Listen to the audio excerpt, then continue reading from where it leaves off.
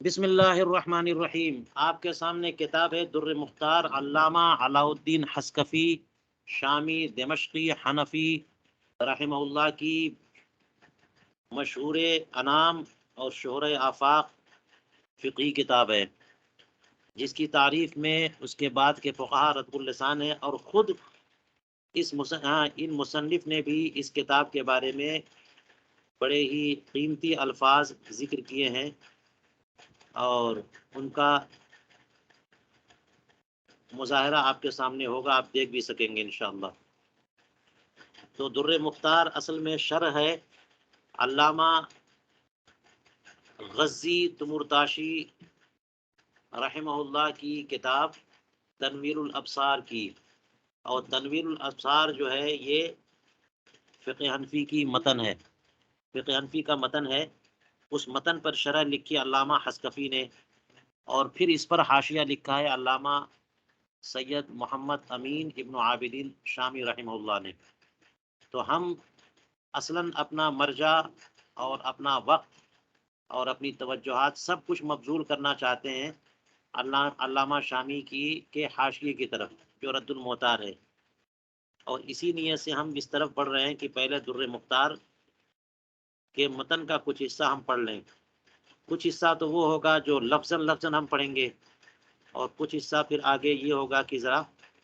مفہوم کے اعتبار سے ہم آگے بڑھیں گے، اور اس کے بعد صرف مطالعہ۔ چلیے اپنی کتاب علامہ علاء الدین حسکفی شروع کرتے ہیں اللہ کے نام اور اس کی حمد و ثنا سے۔ کہتے ہیں بسم اللہ الرحمن الرحیم۔ خوبیاں ہوں اے وہ ذات تیرے لیے جس نے ہمارے سینوں کو اولن تو قسم ہر طرح کی ہدایتوں سے، قسم قسم کی ہدایتوں سے یا ہدایت کی تمام اقسام سے ہمارے سینوں کو کھول دیا۔ اس سے مراد ایمان کی ہدایت، عمل صالح کی ہدایت، نماز کی ہدایت، دین سیکھنے کی ہدایت، اور بھی متنوع ہدایتیں ہو سکتی ہیں۔ اور تو نے ہماری بصیرتوں کو، نگاہوں کو روشن کر کے بصیرتوں کو درخشندہ کر دیا، یعنی نگاہیں روشن ہوئی، آنکھوں کو روشنی ملی، اور ساتھ ہی ساتھ ہمارا دل بھی روشن ہوا، اور اس میں بھی علم کی روشنی پہنچی۔ لاحقاً کا معنی اس کے بعد، اولاً تو ایمان کی دولت ملی، پھر فقہ کا علم دیا گیا۔ اور اے وہ ذات کہ جس نے ہمارے اوپر جو ہے فیضان فرمایا، اور یہ جب ہے جبکہ افضتا ہو، اور اگر افضیت باب افعال افضا سے ہو تو ڈالا، اور کیا ڈالا؟ بحرا رائقن اس کا مفعول ہے، من اشیعت شریعت المطہرہ، کہ اپنی شریعت مطہرہ کی کرنوں اور شعاعوں کا ایک مناسب سمندر، خوشگوار سمندر ہم پر۔ یہ شعاعوں کے لیے سمندر کہا، کثرت مراد ہے سمندر سے، ورنہ شعاعوں کا سمندر کیا ہوگا؟ جیسے علم کا سمندر کہتے ہیں، پانی کا سمندر ہوتا ہے، لیکن خوشگوار کرنیں ہم پر ڈالیں۔ اور فرماتے وہ اغدقتا، اس کا معنی ہے اکثر تھا، اور اپنی وافر اور کثیر عطاؤں کے سمندر سے ہمیں خوب عطا کیا۔ کیا؟ نہرن فائقہ، ایک ایسی نہر جو تمام نہروں پر برتر و بالا ہے۔ اور اس سے اشارہ النہر الفائق کی طرف ہے، جو علامہ ابن نجیم یعنی حضرت زین ابن نجیم کے چھوٹے بھائی حضرت عمر ابن نجیم کی جو کتاب ہے النہر الفائق، کنز الدقائق کی شرح۔ اس سے پہلے بحر الرائقن کہا تھا، جو خود علامہ زین ابن نجیم کی کتاب البحر الرائق اس کی کا استعارہ ہے۔ تمام خوبیاں اے پاک پروردگار تیری ذات کے لیے کہ تو نے ہمیں اپنی نعمتیں تام اور کامل طور پر عطا فرمائی، جبکہ اس شرح مختصر کی تبییض کو شروع کرنا میسر کیا ہمارے لیے اپنے حبیب کریم رؤوف الرحیم، جو کہ شریعت کے بھی منبع ہیں اور موتیوں کا بھی خزانہ ہے، علم اور معرفت کے موتیوں کا بھی خزانہ ہے، اس شریعت و طریقت، شریعت و درر کے سرچشمے کی بارگاہ میں کے روبرو، تجاہ وجہی منبع الشریعت والدرر، اور اس نبی کریم علیہ الصلاۃ والسلام کے دونوں آرام ساتھ ساتھ آرام فرمانے والے دو عظیم اور جلیل القدر صحابہ سیدنا ابو بکر صدیق اور سیدنا عمر فاروق رضی اللہ تعالی عنہما کے روبرو، بعد کہ اس کے کہ رسول کریم علیہ الصلاۃ والسلام کی بارگاہ سے اجازت لے لی گئی، مل گئی، ان کی بارگاہ سے اجازت کے بعد خود ان کے روبرو اور ان کے دو جلیل القدر صحابہ کے روبرو مواجہہ شریف میں بیٹھ کر کے ہم نے اس کتاب کا مبیضہ کیا۔ یہ عظیم دولت ہمیں ملی، یہ بھی ایک عظیم نعمت ہے اے پروردگار تیری، کہ اس نعمت سے تو نے ہمیں سرفراز کیا۔ اس بارگاہ پر صلاۃ و سلام، اور ان پر بھی، ان کے آل پر بھی، ان کے صحابہ پر بھی، وہ صحابہ الذین حاذوا، جنہوں نے جمع کیا، اپنے دامن کو بھر لیا، کس چیز سے؟ اس کا حاضو کا فاعل ہے حقائق، آخر میں جو ہے، من منحی فتحی کشفی فیضی فضلک الوافی، اے پروردگار تو نے اپنے فضل وافی و کافی کے فیض و کرم کے کشف و کشود کے فتح کی عطاؤں سے بہت سارے حقائق جمع جو کر لیے صحابہ کرام نے، ان پر بھی صلاۃ و سلام ہو۔ یہ جو اس قدر اضافتیں ہیں، میں نے کل ذکر کیا تھا کہ مقصد جو ہے نا اشارہ ہے مختلف کتابوں کی طرف، ورنہ اگر یہ اشارہ جو ہے نا ہٹا دیا جائے تو لگے گا کہ کس قدر اضافتیں کر دی گئی ہیں، جس سے جملہ جو ہے نا بڑا ثقیل بن گیا ہے۔ تتابع اضافات جو ہے نا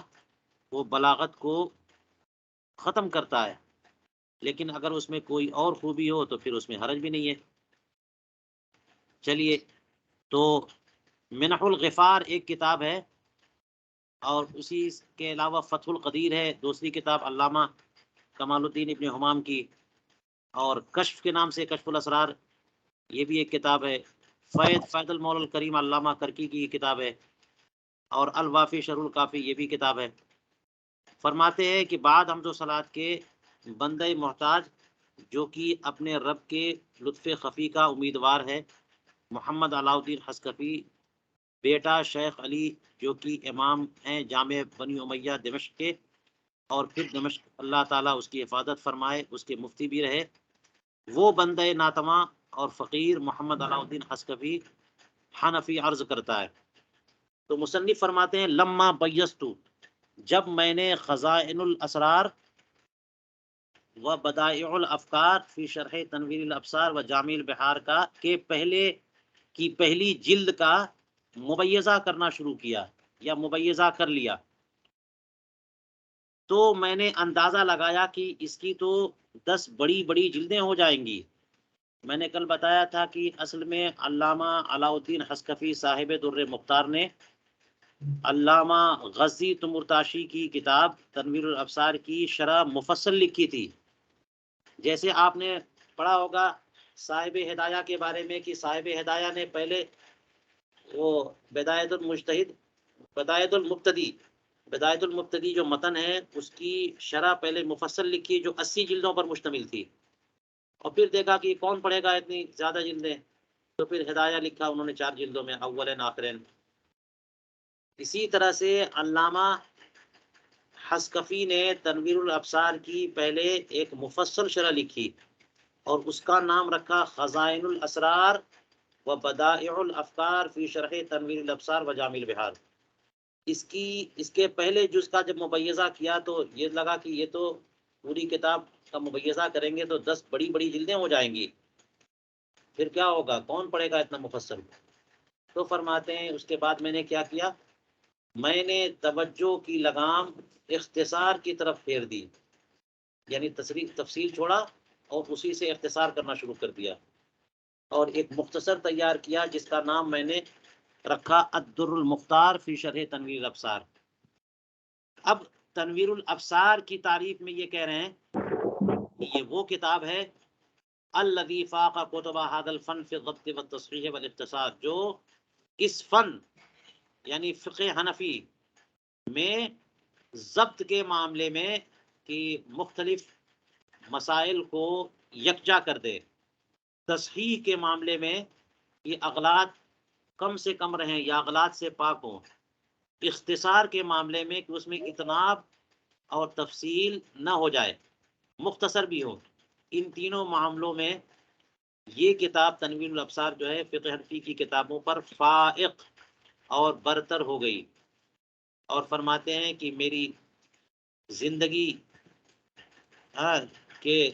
رب اور خالق کی قسم بطور تاکید کہہ رہے ہیں کہ لقد اضحت روضۃ هذا العلم به مفتحۃ الازہار مسلسلۃ الانہار من عجائبه ثمرات التحقیق تختار ومن غرائبه ذخائر تدقیق تحیر الافکار لشیخ شیخنا شیخ الاسلام۔ یہ نسبت ہوئی اسی کتاب کی طرف، یعنی تنویر الابصار کی جو تعریف کر رہے ہیں یہ کس کی کتاب ہے؟ ہمارے شیخ الشیخ، اب آگے کہیں گے شیخ الاسلام محمد ابن عبداللہ تمرتاشی کی۔ لیکن اس سے پہلے تعریف کے یہ جملے بھی دیکھ لیجئے، فرماتے ہیں کہ یہ کتاب لقد اضحت، یہ اضحا تو افعال ناقصہ سے ہے کہ اس علم، اور علم سے مراد فقہ اور بہی سے مراد تنویر الابصار، اس علم شریف کی کا باغ یا اس کا گلشن یا اس کی کیاریاں اس کتاب کے ذریعے مفتحۃ الازہار اور مسلسلۃ الانہار بن گئی، اس کی کلیاں چٹک پڑی، پھول کھل گئے اور نہریں رواں دواں ہو گئیں، اور یہ وہ عظیم کتاب بن گئی کہ جس کے حیرت انگیز اور عجوبہ امور سے تحقیق کے پھل چنے جاتے ہیں، اور اس کے غرائب سے، یعنی جو باتیں اور جگہوں پر موجود نہ ہوں اور یہاں پر موجود ہوں، ان کے غرائب میں کچھ ایسے تدقیق کے ذخیرے ملیں گے کہ جو لوگوں کی افکار اور اذہان کو حیران و پریشان کر دیں، کہ ایسے ذخیرے جو انہوں نے بیان اپنی کتاب میں سمو دیے ہیں وہ تو اور کہیں نہیں مل رہے۔ یہ جو کتاب ہے شیخ الاسلام محمد ابن عبداللہ تمرتاشی حنفی غزی کی، غزۃ بنی ہاشم یہ فلسطین میں ایک شہر تھا، وہاں پہ پیدا ہوئے تھے۔ علامہ غزی جو ہیں وہ چنندہ اور منتخب متاخرین فقہا ہیں، ان کے معتمد اور مستند ہیں، متاخرین فقہا ان پر اعتماد کرتے ہیں۔ فرماتے ہیں کہ یہ کتاب میں روایت کرتا ہوں اپنے شیخ عبد الغنی الخلیلی سے، اور وہ روایت کرتے ہیں مصنف یعنی علامہ تمرتاشی حنفی غزی سے۔ اس کا مطلب یہ ہے کہ مصنف اور میرے درمیان ایک ہمارے شیخ واسطہ ہے، ایک واسطے سے یہ کتاب مجھ تک مصنف سے پہنچی۔ وہ روایت کرتے ہیں علامہ ابن نجیم مصری سے۔ علامہ تمرتاشی حنفی یہ شاگرد ہیں علامہ زین ابن نجیم مصری سے، مصری کے شاگرد ہیں۔ لیکن اس کا کیا مطلب کہ یہ کتاب روایت کر رہے ہیں علامہ ابن نجیم مصری کی، جبکہ یہ کتاب لکھی ہوئی علامہ تمرتاشی کی ہے، تو اس کتاب کو روایت ابن نجیم مصری سے کیسے کریں گے؟ اس کا مطلب میں نے بتا دیا تھا کہ یہاں جو سند آگے جا رہی ہے اس سے مراد وہ کتاب جو ہے اپنے نظم اور الفاظ کے ساتھ نہیں ہے، بلکہ مفہوم اور معانی مراد ہیں، کہ در مختار میں جو مسائل ہیں وہ مسائل اصل میں چلے آ رہے ہیں اوپر سے، انہیں کو ایک نیا اسلوب دیا ہے، نئے انداز میں مہذب اور مرتب کیا ہے علامہ حسکفی نے، علامہ تمرتاشی نے، علامہ تمرتاشی غزی نے، لیکن وہ مسائل تو چلے آ رہے ہیں اس سے پہلے سے، تو اپنی سند فقہ بیان کر رہے ہیں علامہ کہ ان سے انہوں نے حاصل کیا علامہ ابن نجیم مصری سے، اور علامہ ابن نجیم مصری جو علامہ ابن امیر الحاج محمد ابن امیر الحاج صاحب الحلیہ جو ہے وہ شاگرد ہیں علامہ کمال الدین ابن الحمام کے، صاحب الفتح القدیر کے، ان کی سند بڑی مشہور و معروف ہے۔ فرماتے بسند ہی الی صاحب المذہب، ان کی اپنی سند کے ساتھ صاحب المذہب تک، اور صاحب المذہب امام اعظم حضرت نعمان ابن ثابت امام اعظم ابو حنیفہ ان تک، اور ان کی سند نبی کریم رؤوف الرحیم حضرت محمد مصطفیٰ صلی اللہ علیہ وسلم جو چنیدہ اور چنندہ ہیں تمام انبیاء کرام میں، ان تک، اور ان کو یہ دین ملا اور انہوں نے لیا حضرت جبریل امین کے واسطے سے اللہ سبحانہ و تعالیٰ واحد قہار سے۔ پوری سند انہوں نے بیان کر دی اور فرماتے کہ جیسی کہ یہ سند ہماری اجازتوں میں تفصیل سے لکھی ہوئی ہیں کئی طرق سے، اور وہ جو طرق ہیں متعددہ وہ ایسے عظیم مشائخ سے ہیں جو کہ اپنے اپنے فنون میں متبحر ہیں اور بہت بڑے بڑے لوگ ہیں۔ یہ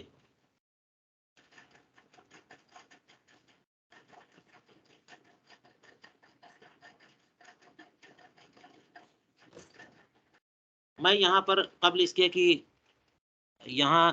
سے درس شروع کرے اور تھوڑا وقت اور لگائے، یہاں انہوں نے ذکر کر دیا ہے اپنی سند کا۔ تو جیسے حدیث کی ایک سند ہوتی ہے اور بیعت کی بھی ایک سند ہوتی ہے، آپ حضرات بیعت ہوتے ہیں کسی پیر سے مرشد سے تو اس میں سلسلہ متصل ہونا چاہیے رسول کریم علیہ الصلوۃ والسلام سے، تو اس کی برکتیں ملتی ہیں۔ اسی طرح حدیث کی سند ہوتی ہے کہ آپ کو جو حدیث پاک آپ نے سیکھی ہے، روایت کیا ہے تو اپنے استاد اور شیخ سے، تو ان کی سند ہوتے ہوتے رسول کریم علیہ الصلوۃ والسلام تک مسلسل ہو جائے، متصل ہو جائے بغیر کسی انقطاع کے، تو اس کی بات ہی کچھ اور ہے اور اس کی برکتیں ملتی ہیں۔ تو اسی طرح سے سند فقہ بھی جاری ہے، سند فقہ، اور یہ سند انہوں نے بیان کر دی ہے۔ لیکن آپ دیکھیے فتاوی رضویہ شریف میں مطالعہ کریے تو پہلی جلد میں اعلیٰ حضرت نے اپنی سند فقہ بیان کی ہے۔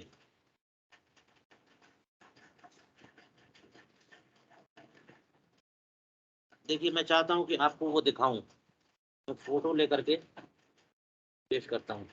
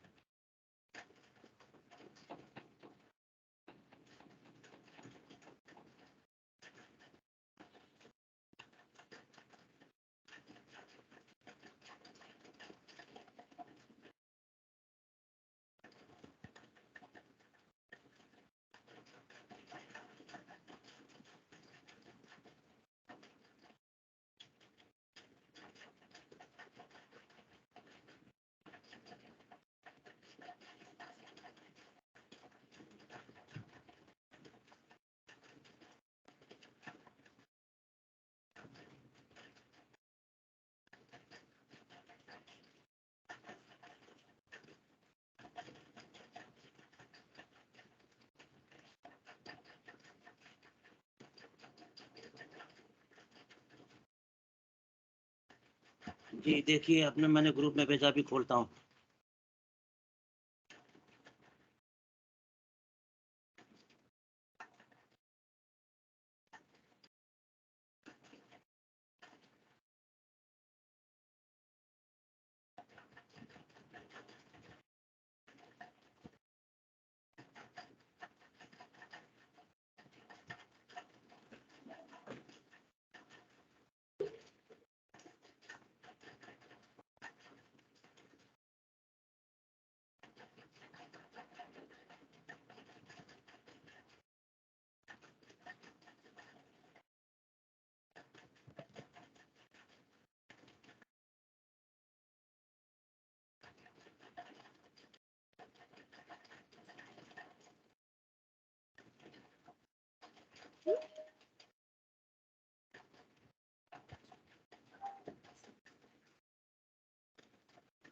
یہ دیکھیے آپ لوگوں کو کچھ نظر آ رہا ہے؟ جی یہ فتاوی رضویہ مترجم جو ہے اس کی پہلی جلد ہے، شروع میں اعلیٰ حضرت نے سند بیان کی ہے۔ آپ کو اسکرین پہ سند نظر آ رہی ہے؟ جی سند حضرت، الفقہ۔ جی جی حضرت، ایک بار دیکھ لیجئے گا کھول کر کے تو ایک دلچسپی پیدا ہو جائے گی آپ کو، پھر آپ کو بھی شوق ہوگا کہ آپ کے پاس بھی ایک سند فقہ ہونی چاہیے۔ ٹھیک ہے، تو اعلیٰ حضرت اعلیٰ حضرت کی سند فقہ مل جائے تو پھر سبحان اللہ کیونکہ ہم لوگ بھی اسی سلسلے سے ہیں کہ حضور اعلیٰ حضرت علم جو ہے اور سند پہنچی حضور صدر الشریعہ رحمۃ اللہ علیہ، حضور مفتی اعظم ہند، اور پھر حضور مفتی اعظم ہند کی سند جو سند فقہ ہے وہ حضور محدث کبیر تک ہے، اور حضور محدث کبیر سے ہم نے پڑھا ہے. لیکن اور سند جو ہے کہ حضور اعلیٰ حضرت کی سند حضور صدر الشریعہ کو، پھر ان سے حضور حافظ ملت کو، پھر حضور حافظ ملت سے ان کے تلامذہ اور خاص طور حضور محدث کبیر، پھر ان سے ہمیں سند حاصل ہے. تو ایک طرح سے خوشی ہوگی آپ کو اور ایک دلچسپی پیدا ہوگی. اور اعلیٰ حضرت کی بہت ساری سندیں جو ہیں، متعدد سندیں ہیں، اور بھی آپ اپنے اپنے علاقوں میں جو بڑے علماء ہیں ان کے پاس اگر اسانید ہیں موجود تو آپ لے سکتے ہیں. تو دیکھیے اعلیٰ حضرت نے اپنی سند جو ہے فرماتے سند الفقیر فی الفقہ المنیر مسلسلا بالحنفیۃ الکرام والمفتین والمصنفین والمشائخ الاعلام. تو اس میں آپ دیکھیں گے تو لگے اس میں پہلا نام ہے سراج، ہاں شیخ عبد الرحمن سراج، یہ نام جو ہے. اور پھر ان کے بعد جو ہے انیس شیخ جلیل محمد عابد انصاری، پھر ان کے بعد شیخ یوسف مزجاجی، پھر شیخ اسماعیل شہر بالی زادہ، پھر عارف باللہ شیخ عبدالغنی نابلسی، پھر ان کے والد گرامی جو کہ درر و غرر کے محشی ہیں. پھر ان کے بعد جو ہے وہ علامہ صاحب نور الہدیٰ علامہ حسن شرم بلاری. ان کے بعد جو ہے وہ شیخ عمر ابن نجیم یعنی زین ابن نجیم کے بھائی، چھوٹے بھائی. اور پھر ان کے بعد یہ کون ہے؟ شیخ عبداللہ نحریری ہیں. پھر اس کے بعد شیخ عبد البر ابن الشہنہ شارع البابانیان یعنی علامہ صاحب فتح القدیر کے شاگرد. پھر ان کے بعد کمال ابن حمام محقق الاطلاق، ٹھیک ہے. اور اس طرح سے پھر آپ دیکھیں تو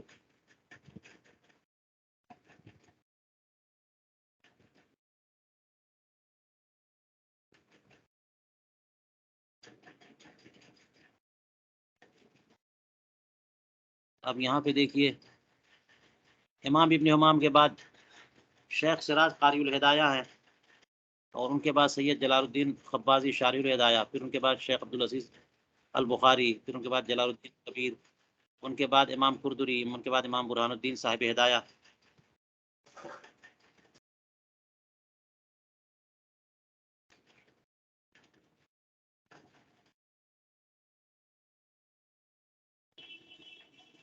صاحب ہدایہ یہ ذرا 13 صفحہ ہو گیا ہے، اس کو کیسے صحیح کروں؟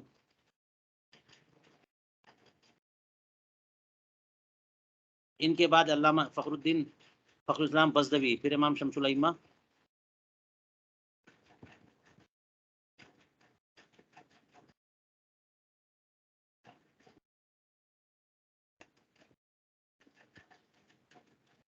امام شمس الائمہ حلوانی، ان کے بعد امام ابو علی نصفی، ان کے بعد امام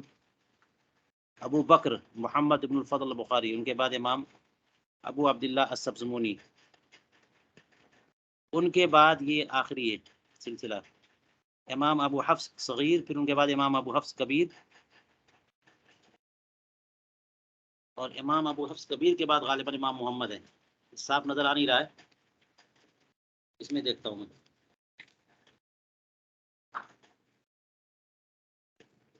آپ دیکھ لیجئے گا اس کو. جی امام ابو حفص ایک صغیر ہیں اور ایک امام ابو حفص کبیر ہیں. جو کبیر ہے وہ امام محمد کے تلامذہ میں ہیں، اور پھر امام محمد آ گئے تو پھر امام اعظم ابو حنیفہ، اور پھر ان سے امام حماد ابن ابی سلیمان، پھر امام ابراہیم نخعی، پھر علقمہ اور اسود، پھر حضرت عبداللہ ابن مسعود. چلیے یہ میں دکھانا چاہ رہا تھا آپ کو، اس لیے میں نے یہاں پہ پیش کیا. ٹھیک ہے، تو یہ اسانید بہت ساری کتابوں میں ملتی ہیں، اور اعلیٰ حضرت کی کتابوں میں اور بھی اسانید مل جائیں گے آپ کو. چلیے ہم آگے چلتے ہیں اور کچھ سطور اور پڑھ لیتے ہیں.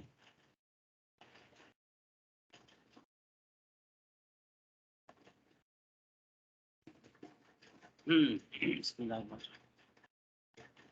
علامہ علاء الدین حسکفی آگے فرماتے ہیں وما کان فی الدرر والغرر لم اعزه الا ما ندر وما زاد وعز نقله عزوته لقائله روما للاختصار ومأمولی من الناظر فيه ان ينظر بعین الرضا والاستبصار۔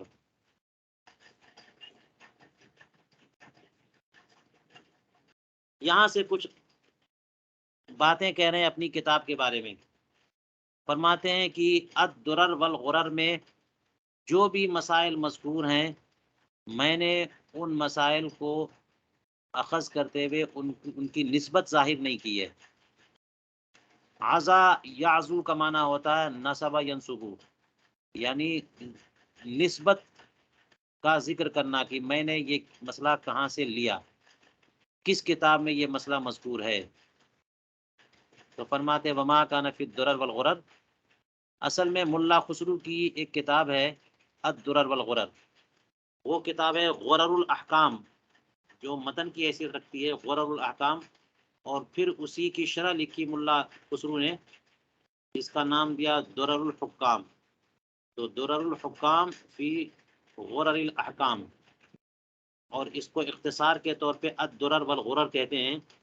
یہ کتاب الدرر والغرر یہی اصل مرجع ہے اور ماخذ ہے علامہ علاء الدین حسکفی کی اس کتاب کا۔ تو سب سے زیادہ جو مسائل اور عبارتیں علامہ حسکفی نے اخذ کیے ہیں وہ اسی کتاب سے، الدرر والغرر سے۔ لیکن یہاں پر صاف کہہ رہے ہیں کہ میں جو بھی مسائل الدرر والغرر سے اخذ کروں گا اس کی نسبت ظاہر نہیں کروں گا۔ وجہ یہ ہے، آگے کہہ رہے ہیں کہ کہیں سے بھی لوں گا یہ میں مسئلہ لوں گا تو میں ذکر کر دوں گا، حوالہ ذکر کر دوں گا کہ یہ کس نے لکھا، لیکن الدرر والغرر کی نسبت ظاہر نہیں کروں گا۔ کیوں؟ آگے بتائیں گے اختصار کی مقصد سے، کیونکہ یہاں تو بتا ہی دے رہے ہیں کہ میری اس کتاب کا اصل ماخذ جو ہے وہ یہی کتاب ہے الدرر والغرر۔ تو فرماتے ہیں کہ میں نسبت ظاہر نہیں کرتا مگر بس اسی بات کی جو بالکل نادر ہو، کہیں ذکر کر دیا تو کر دیا، یا پھر یہ کہ کوئی ایسا مسئلہ جو بطور ندرت الدرر والغرر میں بیان کیا گیا تو میں اس کو بیان کرتے ہوئے نسبت ذکر کر دوں تو کر دوں، ورنہ میں نہیں کرتا۔ میں ذکر نہیں کروں گا کہ یہ مسئلہ میں نے درر غرر سے لیا ہے۔ اور اس کے علاوہ فرماتے وما زادہ، اور اس کے علاوہ جو ہے مزید جو مسائل ہوں گے جو الدرر والغرر سے نہیں لیے ہوں گے، یا پھر یہ کہ ان کو نقل عموماً لوگ نہیں کرتے، تو ایسے مسائل میں جب نقل کروں گا عزوتہ لقائلہ، تو میں اس کے قائل کی طرف اسے منسوب کر دوں گا۔ تو اس کا مطلب یہ ہوا کہ الدرر والغرر کے علاوہ کسی سے بھی کوئی قول لوں گا تو میں حوالہ دے دوں گا۔ تو میں نے الدرر والغرر کے مسائل میں نسبت کا اظہار کیوں نہیں کیا؟ رومن للاختصار، محض اختصار کا ارادہ کرتے ہوئے۔ اور فرماتے ہیں کہ میری توقع ناظر سے، یعنی اس کتاب کو دیکھنے والے سے مجھے توقع یہ ہے، مجھے امید یہ ہے کہ وہ رضامندی کی نگاہوں سے اسے دیکھے گا اور بصارت و بصیرت اور علم حاصل کرنے کی نیت سے اسے دیکھے گا۔ یہ نہیں کہ اس میں جو ہے نا وہ اس پر جو ہے اس کا تجزیہ کرنے اور اس پر تنقید کرنے، اس کی خرابیاں نکالنے کی نیت سے دیکھے۔ فرماتے ہیں کہ مجھے یہ بھی توقع ہے اور امید کرتا ہوں کہ ان یتلافا تلافہ بقدر الامکان، کہ اس سے جو مسائل رہ گئے، تلاف کا معنی جو چھوٹ گیا، اس کی تلافی کر لے جائے۔ اگر کوئی مسئلہ چھوٹ گیا تو اس کی تلافی کر لیں جس قدر ہو سکے۔ او یصفح لیصفح عنہ عالم الاسرار والادمار، یا پھر یہ کہ مجھے اگر وہ تلافی نہیں کر سکتے کسی چھوٹے مسئلے کی تو پھر یہ کہ اسے نظر انداز کریں اور معاف کریں، تاکہ اللہ سبحانہ و تعالیٰ جو دلوں کے احوال اور چھپی ہوئی باتوں کا جاننے والا ہے وہ بھی اس کے عیوب اور اس کی خطاؤں کو معاف کریں۔ فرماتے والا عمری ان السلامت من هذا الخطر لأمر يعز على البشر، لأمر يعز على البشر، فرماتے کہ یقیناً سلامتی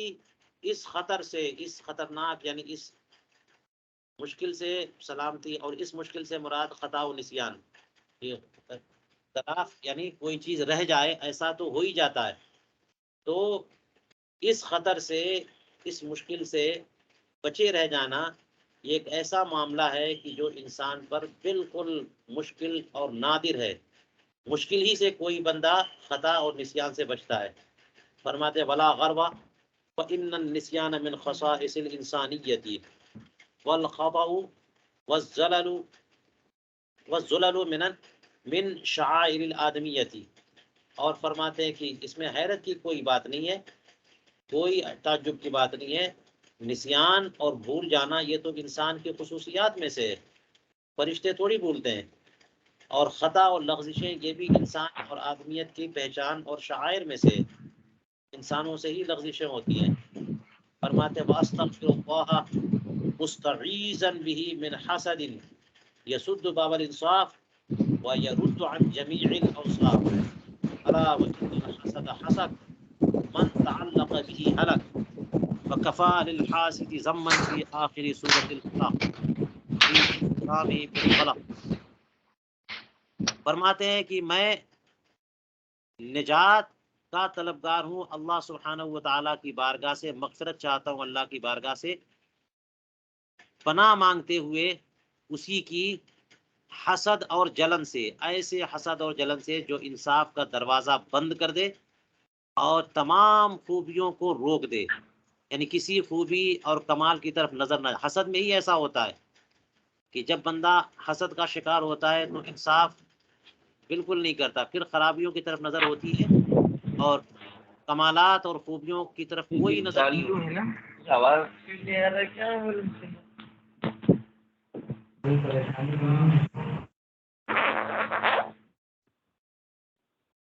آواز نہیں آ رہی ہے؟ جی آ رہی ہے، آ رہی ہے، آ رہی ہے، آ رہی جی صاف آواز ہے۔ دیکھیے علامہ حسکفی جو ہے وہ شکوہ کر رہے ہیں اپنے زمانے کے حالات، اور یہی حالات اس زمانے میں بھی ہیں، بلکہ اس سے بھی برے ہیں کہ ہر کام کرنے والے کو انہی حالات کا سامنا ہوتا ہے کہ لوگ پہلے نیتوں پر شک کرتے ہیں اور نیتوں پر حملہ کرتے ہیں کہ یہ کام کر رہا ہے، اس کا مطلب اس کی نیت کچھ اور ہے، تو جو بھی کوئی کتاب لکھ دے، کوئی کام کر دے، تو اس میں حسد کے شکار ہو ہی جاتے ہیں۔ تو جو حسد ان کے ساتھ کیا گیا ہوگا اس کا شکوہ کرتے ہوئے فرماتے ہیں کہ اللہ کی پناہ ایسے حسد سے جو انصاف کا راستہ روک دے، انصاف کا دروازہ بند کر دے اور تمام خوبیوں کو رد کر دے، روک دے، کسی خوبی کا ذکر ہی نہ کرے، ساری خوبیاں نظر انداز کر دے۔ فرماتے الا وان الحسد حسد، سن لو بے شک حسد اور جلن ایک ایسا کانٹا ہے کہ من تعلق بھی الگ، جس سے یہ کانٹا چپک جائے، لگ جائے، پھر وہ تو تباہ ہو گیا۔ اور حاسد کی مذمت کے لیے تو سورہ فلق کی آخری آیت ہی کافی ہے کہ اللہ سبحانہ و تعالیٰ نے وہاں کیا فرمایا، من شر غاسق اذا وقب ومن شر حاسد اذا حسد، من شر النفاثات فی العقد ومن شر حاسد اذا حسد۔ تو اللہ تعالیٰ نے سورہ فلق کی آخری آیت میں یہی تو فرمایا، رسول کریم علیہ الصلوۃ والسلام سے خطاب کرتے ہوئے کہ آپ پناہ چاہو فلاں فلاں چیز سے، فرمایا کہ حاسد کے شر سے بھی اللہ کی پناہ جب وہ حسد کرے۔ تو اب دیکھیں قرآن پاک میں سورہ فلق کی آیت میں بھی حاسد کے حسد کے شر سے پناہ کی دعا کی تلقین کی جا رہی ہے۔ اس کا مطلب یہ ہوا کہ حاسد بڑا ہی مذموم شخص ہوتا ہے اور اس کے حسد کی جتنی بھی مذمت کی جائے کم ہے، اور سورہ فلق کی آخری آیت نے بھی اس کی مذمت ہی کی ہے۔ فرماتے فی اضطرامہ بالقلق، کہ وہ جو قلق کی چنگاریوں میں جلنے لگے، اس کا تو اس معاملے میں قرآن پاک سورہ فلق کی آخری آیت بھی کافی ہے کہ وہ قلق اور تکلیف اور اضطراب اور پریشانی کا وہ شکار ہو جاتا ہے، فرمایا للہ در الحسد ما اعدلہ. اب دیکھیے یہ ذرا انداز بیان بدل رہے ہیں اور کہتے ہیں کہ حسد بھی کیا بہترین چیز ہے. پہلے تو اس کی خرابی بیان کی اور پھر اس میں بھی ایک خوبی بیان کی. اللہ کے لیے ہی ہے حسد کی خوبی اور اچھائی. کیا؟ ما عادل، کتنا عادل، کتنی عادل چیز ہے، انصاف کرنے والی چیز ہے حسد. بدأ بصاحبہ فقتلہ، کی جب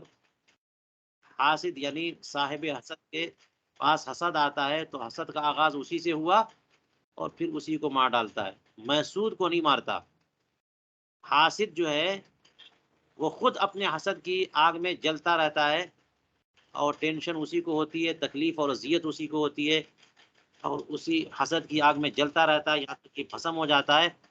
وہ بلڈ پریشر کا بیمار ہو جائے گا، شوگر کا بیمار ہو جائے گا کہ لوگ آگے بڑھ گئے، فلاں آگے بڑھ گیا، وہ اتنا بڑھ گیا، اس کے اندر وہ خوبی ہے، میرے اندر کیوں نہیں ہے. تو اسی آگ میں جلتا جلتا جلتا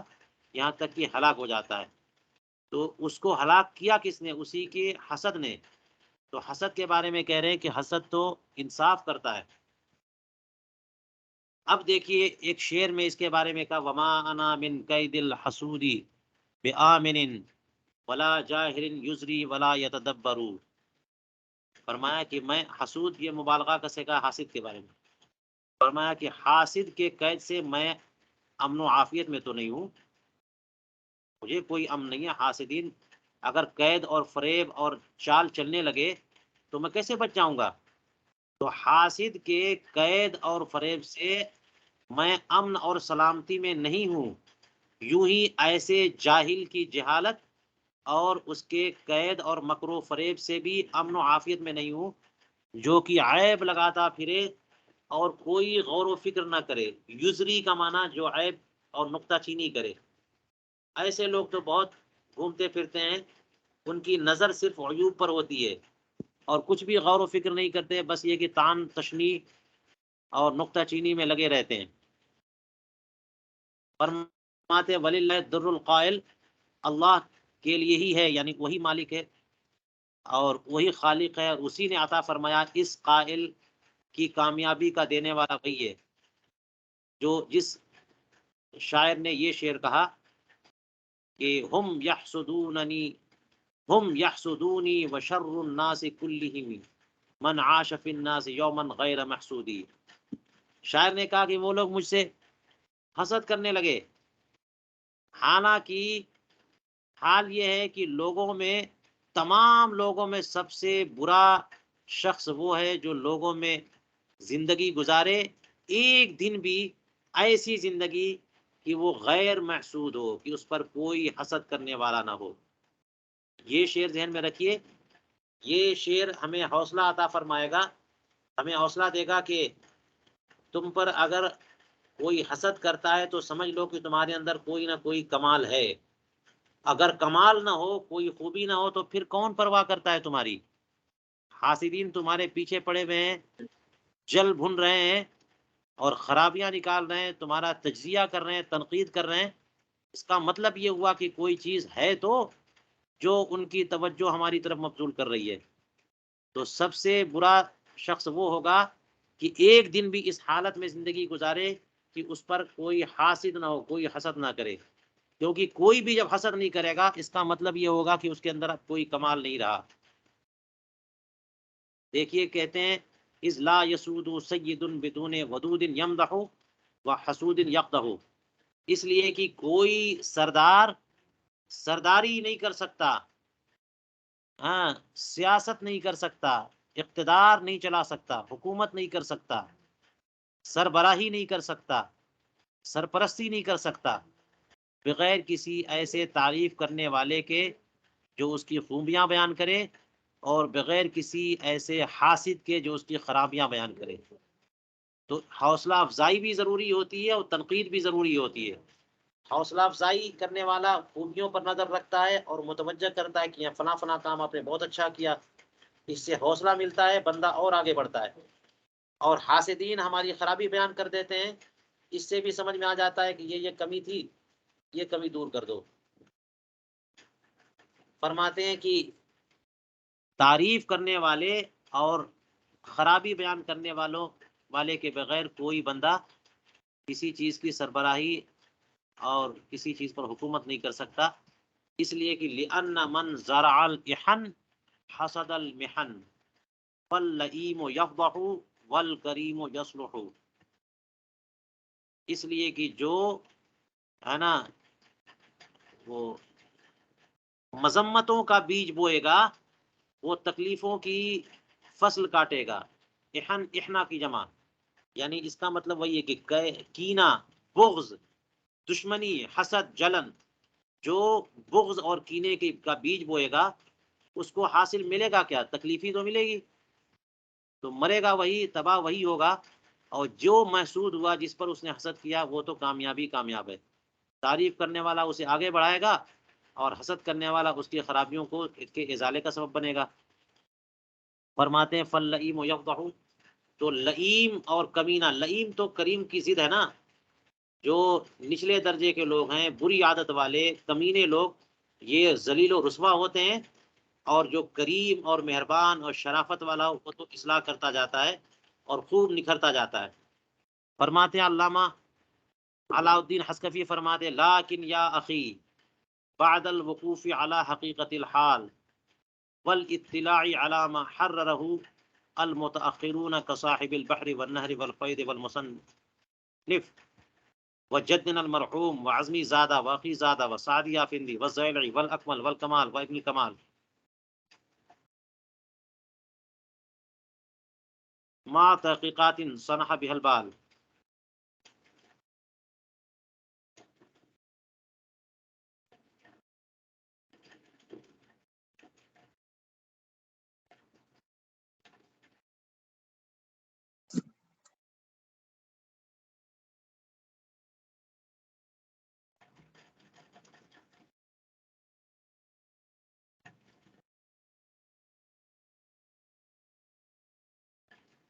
اب یہ بعد لیکن یا اخی بعد الوقوف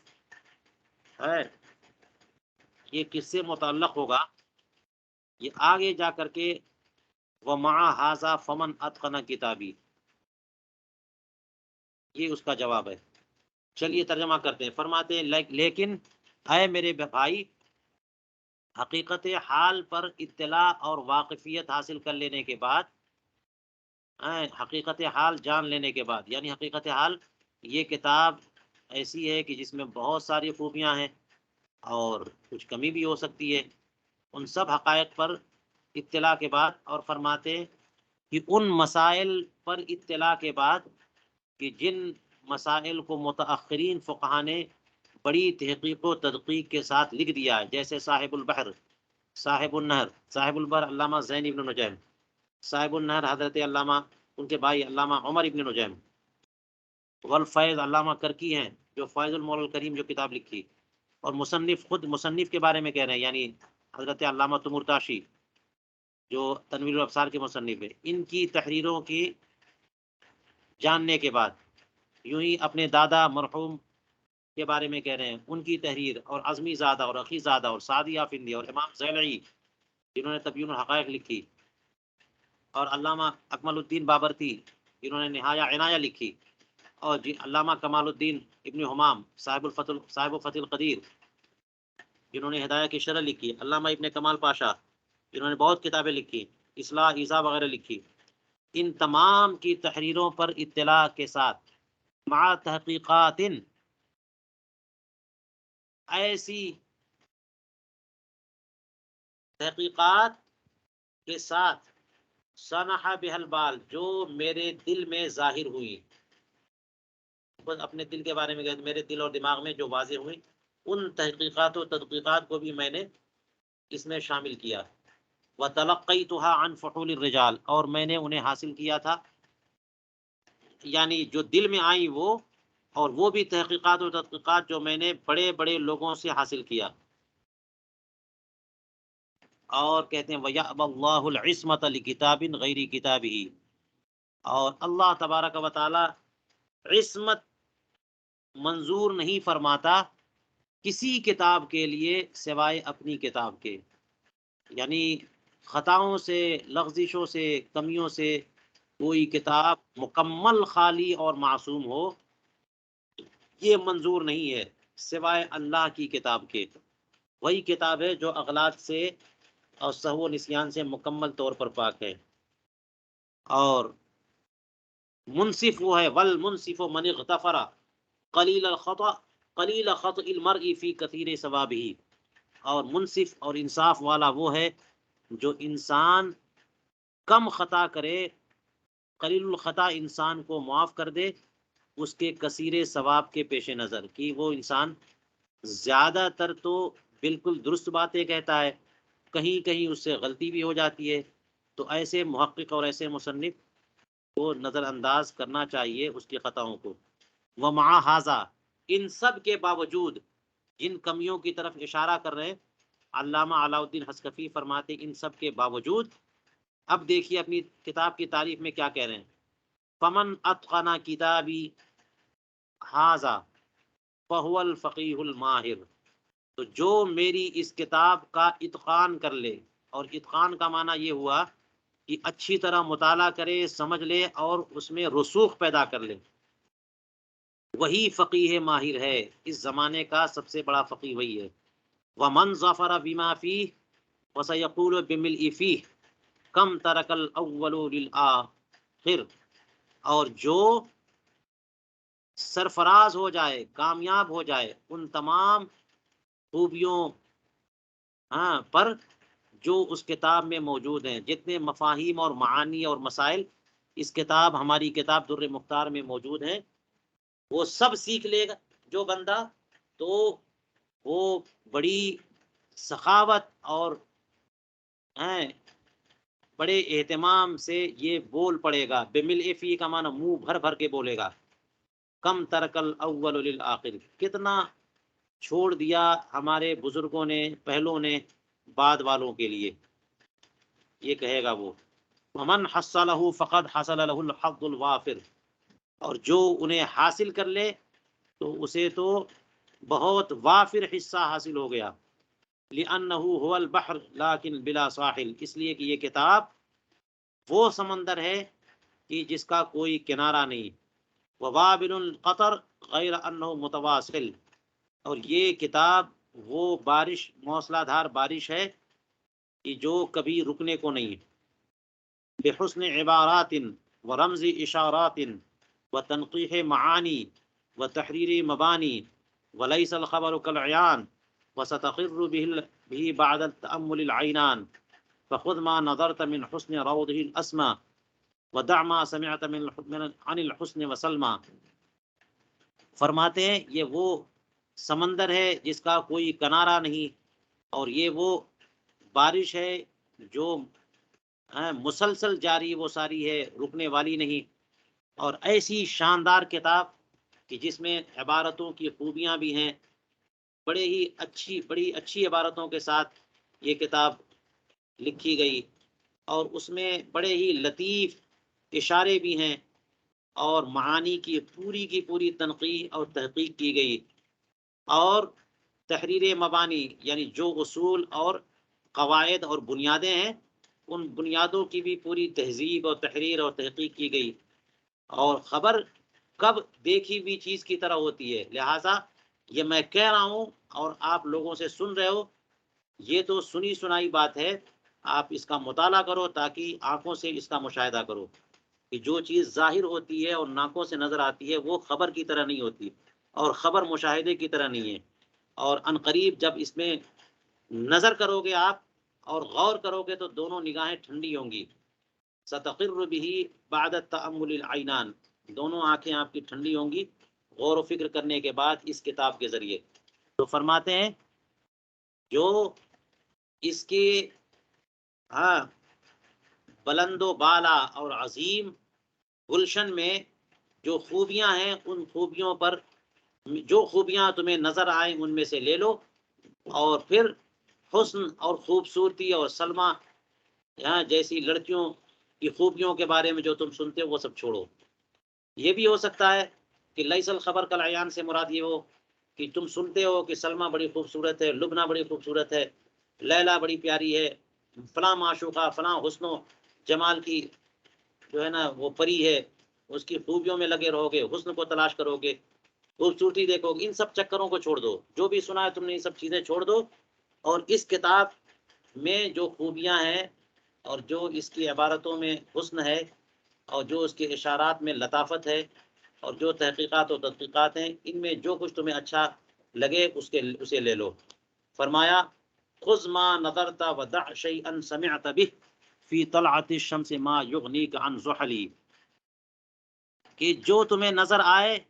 لے لو، جو اچھی اچھی چیزیں نظر آئیں وہ لے لو. اور فرماتے ہیں کہ اور ایسی چیز چھوڑ دو جس کے بارے میں تم نے سنا ہوا ہے،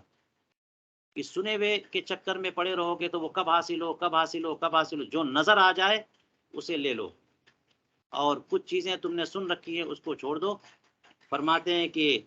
سورج کی طلعت اور اس کی نزہت اور اس کی روشنی میں وہ ساری چیزیں موجود ہیں جو تمہیں زحل سے بے نیاز کر دیں. سن رکھا ہے کہ زحل کی روشنی اس سے بھی زیادہ تیز ہے، لیکن سننے سے کیا، زحل کی روشنی تمہیں نظر تو نہیں آتی نا، روشنی تمہیں تو سورج کی پہنچتی ہے. تو سورج کی تمازت ہے، اس کی روشنی، اس کی جلوہ سامانیاں ہیں، اس میں وہ ساری چیزیں موجود ہیں جو تمہیں زحل اور مشتری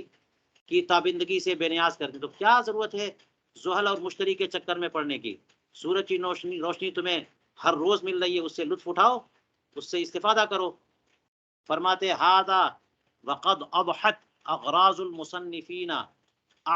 نہیں قد اضحت اعراض المصنفین اغراض سهام السنة الحساد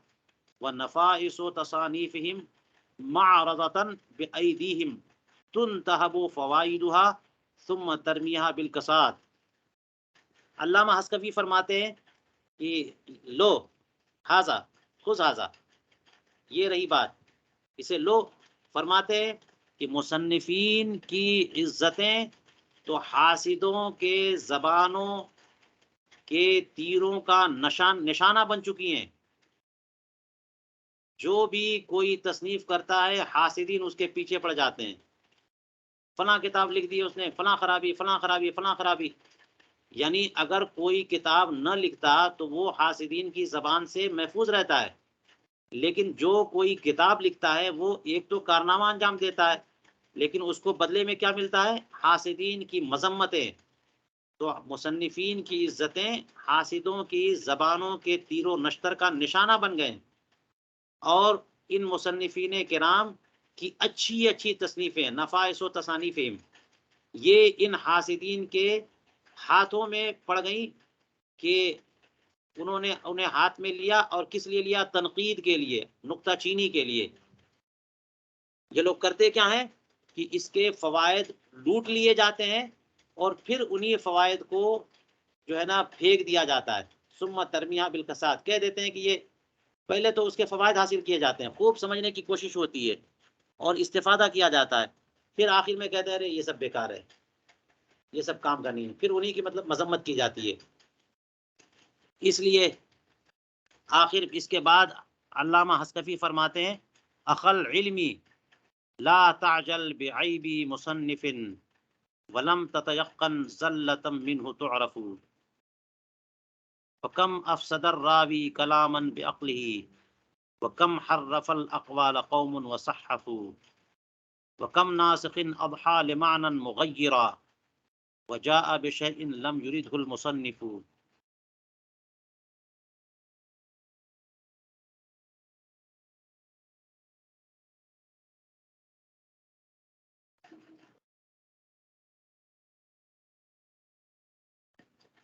چلیے تھوڑا سا ہو. فرماتے ہیں کہ اے علم دوست بھائی، کسی مصنف کے عیب میں جلد بازی مت کرنا. یعنی کسی مصنف کے کتاب میں کوئی کمی مل جائے تو فٹافٹ حکم لگا دیا یہ غلط یہ غلط یہ غلط. جلدی بازی مت کرنا. ہو سکتا ہے کہ جو غلط تم سمجھ رہے ہو وہ غلط نہ ہو، اور ہو سکتا ہے کہ کسی نے اس میں جو ہے وہ دسیسہ کاری سے کام لیا ہو، کسی نے غلطی اس میں ڈال دی ہو، ناسخ نے لکھ دیا ہو، کسی نے اس میں تحریف کر دی ہو. تو کسی مصنف کی عیب جوئی میں ذرا جلدی مت کرنا جب تک کہ تم اس کی طرف سے کسی ایسی لغزش کا تمہیں یقین نہ ہو جائے جو لغزش اس سے معروف و مشہور ہو، یعنی لوگ کہنے لگیں کہ ہاں یہ اس سے لغزش ہوئی ہے اور وہ لغزش معروف و مشہور ہو جائے۔ ایسی مثالیں آپ کو ملیں گی کہ فلاں سے یہ لغزش ہو گئی، لوگ مان گئے کہ واقعتاً یہ ان کی لغزش ہے، اور اس لغزش کا تمہیں یقین نہ ہو جائے تب تک اس مصنف کے پیچھے مت پڑنا اور ان کی طرف کوئی عیب منسوب نہ کرنا، اس میں جلد بازی مت کرنا۔ کیوں ایسا نہیں کرنا؟ اس لیے کہ فرماتے فکم افسد الراوی کلامن بقیس، کتنی بار ایسا ہوا کہ راوی نے اپنی سمجھ سے کسی کلام کو فاسد کر دیا۔ مروی عنہ جو تھا اس نے صحیح بات کہی تھی، راوی نے سنا اور کچھ سمجھا، کچھ سنا کچھ سمجھا اور کچھ اور روایت بالمعنی کر دیا اور بات بدل گئی اور فساد پیدا ہو گیا۔ اب جو ہے غلطی تو راوی کی ہے اور لوگوں نے منسوب کر دیا مروی عنہ کی طرف۔ تو بسا اوقات ایسا ہوتا ہے کہ راوی اپنی سمجھ سے کسی کلام کو فاسد کر دیتا ہے، وہ مروی عنہ نے وہ کلام غلط نہیں کہا تھا، وہ صحیح کہا تھا، راوی نے روایت میں غلطی کر دی، یہ تو اپنی سمجھ سے اس کی خطا ہے، یعنی راوی کی خطا ہے، مروی عنہ کی خطا نہیں ہے۔ اور بہت ایسا بھی ہوتا ہے کہ کچھ لوگ اقوال میں تحریف کر دیتے ہیں حسد کی وجہ سے، جلن کی وجہ سے، ناسمجھی کی وجہ سے نہیں، اس میں تبدیلی کر دیتے ہیں۔ وصحفوا، تحریف اور تصحیف یعنی تبدیلی، اور کہتے ہیں وکم ناسخن اضحى لمعنى مقید، کبھی کبھی ایسا بھی ہوتا ہے، بلکہ کم کہہ رہے ہیں بسا اوقات ایسا بھی ہوتا ہے کہ نقل کرنے والا ناسخ جو ہوتا ہے وہ کسی معنی کو بدلنے والا ہو جاتا ہے، کاپی کرتے کرتے ایک نقطہ چھوٹ گیا اس سے، یا ایک نقطہ غلطی سے بڑھ گیا جس کی وجہ سے وہ مفہوم ہی بدل گیا پورا کے پورا۔ تو بسا اوقات ایسا بھی ہوتا ہے کہ نقل کرنے والا کبھی کسی عبارت کے معنی کو بدلنے والا بن جاتا ہے اور ایسی چیز پیش کر دیتا ہے جو مصنف نے بیان کرنے کا ارادہ ہی نہیں کیا تھا۔ دیکھیے آپ نے مصنف کے ساتھ وہ عیب لگا دیا، حالانکہ مصنف کی وہ غلطی تھی ہی نہیں، یا تو راوی کی غلطی تھی، یا پھر یہ کہ حاسدین نے تحریف کر دی، یا پھر کاتب کی غلطی ہے، اور یہ غلطی جو ہے نا وہ مصنف کی طرف منسوب ہو گئی۔ اس لیے آپ جلد بازی مت کرو۔ فرماتے وما کان قصدی من ھذا ان یدرج ذکری بین المحررین من المصنفین والمؤلفین بل القصد ریادۃ القریحہ وحفظ الفروع الصحیحہ مع رجاء الغفران ودعاء الاخوان وما علی من اعراض الحاسدین عنہ حال حیاتی فسیتلقونہ بالقبول ان شاء اللہ تعالی بعد وفاتی۔ فرماتے یہ کتاب جو میں نے لکھی ہے الدر المختار، اس کا مقصد یہ تھوڑی ہے کہ میرا نام بلند ہو جائے، میں بھی مصنفین میں لکھا جاؤں۔ فرماتے اس کتاب کے لکھنے سے میرا ارادہ یہ نہیں تھا کہ میرا بھی نام درج کر دیا جائے ان مصنفین میں جو بڑے ہی محررین ہیں، تحقیق کے ساتھ کتابیں لکھتے ہیں، اور ان مؤلفین و مصنفین میں لکھا جاؤں، بلکہ میرا مقصد کیا ہے، اپنی طبیعت اور قریحہ کی کا مشق و تمرن، کہ جو میری طبیعت ہے فقہ کو سمجھنے سمجھانے کی، اس کی ریاضت ہو جائے، بار بار میں وہ مسائل سامنے آئے کہ میرا مشق و تمرن ہو اور بار بار جو ہے اس کے ذکر سے، اس کے لکھنے سے طبیعت خوب نکھر جائے۔ اور کیا مقصد ہے کہ فروع صحیحہ یاد ہو جائیں، یہ مقصد ہے لکھنے سے کہ وہ فروع جو ہیں مجھے خوب ازبر ہو جائیں۔ لکھوں گا بار بار، اس کی تحقیق کروں گا تو وہ سب چیزیں راسخ ہوتی چلی جائیں گی، ساتھ اس کے کہ اللہ تبارک و تعالیٰ میری مغفرت فرمائے، تو مغفرت بھی جو ہے وہ اس کی بھی توقع اور امید ہے، اور توقع یہ بھی ہے کہ میرے بھائی جو اس سے استفادہ کریں وہ میرے لیے دعا کریں۔ اور فرماتے ہیں کہ مجھے کوئی مسئلہ نہیں ہے، جو حاسدین اس کتاب کو نظر انداز کر رہے ہیں میری زندگی میں، تو اس کا کوئی مجھے ٹینشن یا کوئی مسئلہ نہیں ہے، کہ مجھے اطمینان ہے کہ عنقریب وہ اسے قبول کریں گے میرے مرنے کے بعد۔ جب تک زندگی ہے تب تک جو ہے نا وہ اس ڈر سے کہ کہیں یہ نہ آگے بڑھ جائے، یہ نہ جو ہے نا اس کا نام ہم سے آگے نہ بڑھ جائے، تو جب یہ میرے مرنے کے بعد وہ ان کو سکون مل جائے گا کہ اب تو کوئی آگے بڑھنے والا نہیں ہے، تو پھر وہی لوگ اسے قبول کریں گے اور خوب تعریفیں کریں گے. جیسا کہ شاعر نے یہ کہا کہ تر الفتى ينكر فضل الفتى لوما وخبثا فإذا ما ذهب لج به الحرص على نكتة يكتبها عنه بماء الذهب. فرماتے ہیں کہ تم دیکھو گے کہ جوان شخص دوسرے جوان کے فضل و اوصاف اور کمالات کا انکار کرتا. کوئی اپنے معاصر اور اپنے مد مقابل اور اپنے ہم عصر کے کمالات کا اعتراف نہیں کرتا آسانی سے. معاصرین میں چشمک ہو ہی جاتی ہے، تو ایک فتح دوسرے فتح کے فضل کا انکار ہی کرتا نظر آئے گا. کیوں؟ یا تو ملامت کرتے ہوئے یہ لومن جو ہے وہ مفعول لہو ہو، تو اس کا مطلب یہ ہوگا کہ کس وجہ سے انہوں نے ایسا کیا. یا تو نچلے درجے کے مزاج اور لوم کی وجہ سے کہ ایک فتح ایک نوجوان آگے بڑھ رہا ہے تو اس سے اس کو جلن ہو رہی ہے، تو اس کمینے پن کی وجہ سے دوسرے کے فضل و کمالات کا انکار کر رہا ہے، یا اس کے اندر خوب سے باطنی موجود ہے، اس وجہ سے جو ہے وہ انکار کر رہا ہے. لیکن جب وہی اس دنیا سے رخصت ہو جائے گا تو کیا ہوگا؟ لج بہ الحرص علی نقطۃ، اسی جس نوجوان کے فضل اور کمال اور خوبیوں کا اسے اعتراف نہیں تھا، اسی کے بیان کردہ کسی ایک علمی نقطے اور لطیفے اور خوبی کی طرف جو ہے ایسے تیزی کے ساتھ پڑے گا کہ اس کی لالچ جو ہے نا اسے اسی میں داخل کرے گی کہ نہیں انہوں نے بیان کیا تھا، اس نے بیان کیا تھا، چلو اسی کو لیتے ہیں. پھر اسے اخذ کرے گا، لے گا، بیان کرے گا، حوالہ دے گا، سب کچھ کرے گا. ایسا نقطہ کہ اس کے جانے کے بعد لوگ اسے سونے کے پانی سے لکھیں. جب وہ موجود تھا تو اس کے اسی علمی دقیقے اور علمی نقطے کو وہ نظر انداز کر رہا تھا اور اس پر عیب لگا رہا تھا، اب اسی کو سونے کے پانی سے لوگ لکھ رہے ہیں. تو یہ معاصرت کی وجہ سے ہوتا ہے، بعد میں لوگ مان ہی لیتے ہیں. یہ علامہ علاء الدین حصکفی نے کہا کہ اگر لوگ مان نہیں رہے ہیں ابھی تو میرے بعد مان ہی لیں گے، کوئی بات نہیں ہے. اس مقام پر ہم آج کا درس روکتے ہیں اور انشاءاللہ اس کے بعد اگلے درس سے ہم آگے بڑھیں گے. السلام علیکم ورحمۃ اللہ وبرکاتہ. وعلیکم السلام ورحمۃ اللہ. وعلیکم السلام ورحمۃ اللہ وبرکاتہ.